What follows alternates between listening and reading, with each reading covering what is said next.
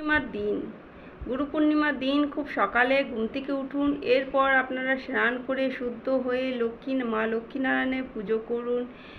লক্ষ্মীনারায়ণের পুজো করুন। আরও যেসব দেবদেবী আছে সব দেবদেবীরই পুজো করুন। সেদিন ঘিয়ের প্রদীপ জ্বালাবেন। এরপরে আপনারা আমাদের সর্বপ্রথম গুরু হলেন আমাদের পিতা এবং মাতা। পিতা এবং মাতাকে পা ছুঁয়ে প্রণাম করুন এবং ওনাদের আশীর্বাদ গ্রহণ করুন। যদি সম্ভব না হয় পিতামাতার থেকে দূরে থাকুন, তাহলে সেদিন ফোন করে, অবশ্যই ভিডিও কল কিংবা এরকম কোনো ফোন করে আপনারা সেদিন ভালোভাবে কথা এবং আশীর্বাদ নিতে পারেন।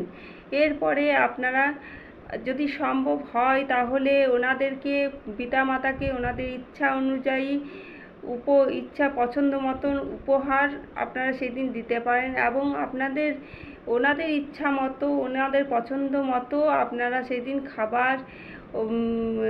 খাবার আপনারা সেদিন দিতে পারেন। উপহার, খাবার, ফল, মিষ্টি এদিন দিতে পারেন। এরপরে যদি সম্ভব হয় আপনাদের শিক্ষাগুরু, দীক্ষাগুরু এনাদের কাছে যান এবং ওনাদের আশীর্বাদ নিন। সাথে কিছু ফল, মিষ্টি এবং পছন্দ মতন উপহার নিয়ে যান এবং ওনাদের কাছ থেকে আশীর্বাদ গ্রহণ করুন। এরপরে আপনারা কিছু দুস্থ মানুষদেরকে আপনার সামর্থ্য অনুযায়ী খাবার দান করুন। গরুকে খাবার দিন, পাখিদেরকে খাবার দিন। এই দিন সন্ধেবেলায় অবশ্যই চন্দ্রদেবের কাছে কিছুক্ষণ বসুন। যদি পারেন তাহলে চন্দ্রদেবকে পুজো করুন। জল, মিষ্টি, সাদা ফুল এবং আতপ চাল সহযোগে আপনারা পুজো করুন। কিছুক্ষণ চন্দ্রদেবের কাছ থেকে আশীর্বাদ দিন। কিছুক্ষণ চন্দ্রদেবকে প্রণাম করুন এবং আশীর্বাদ গ্রহণ করুন। অবশ্যই ঘিয়ের প্রদীপ জ্বালাবেন সন্ধেবেলায়।